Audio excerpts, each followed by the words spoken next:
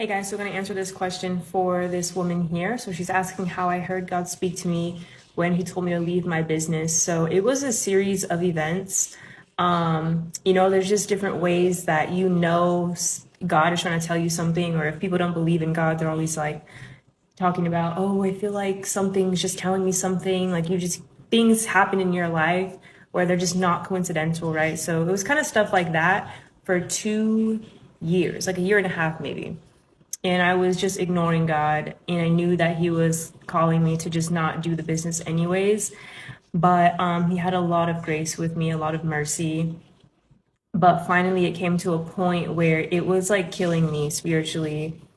And eventually I was in my car and I was kind of arguing with God because throughout this point his heart was really pulling my heart in. Like when I wanted to go out and build my business, I would end up in my car worshiping and I didn't know why.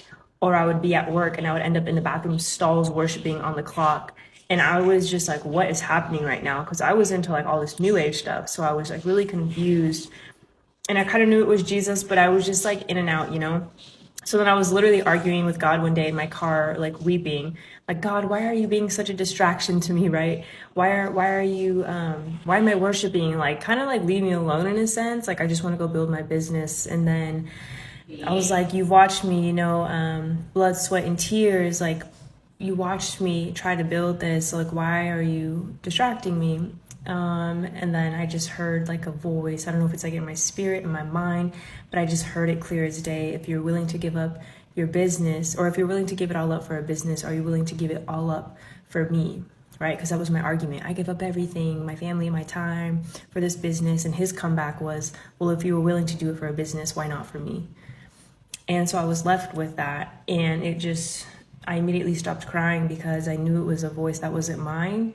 It was just something that I heard in my spirit, in my mind, just popped. It was just a thought. And I was like, wow. And there was nobody or nothing that could have taken me out of that business. I was so cemented in my thinking.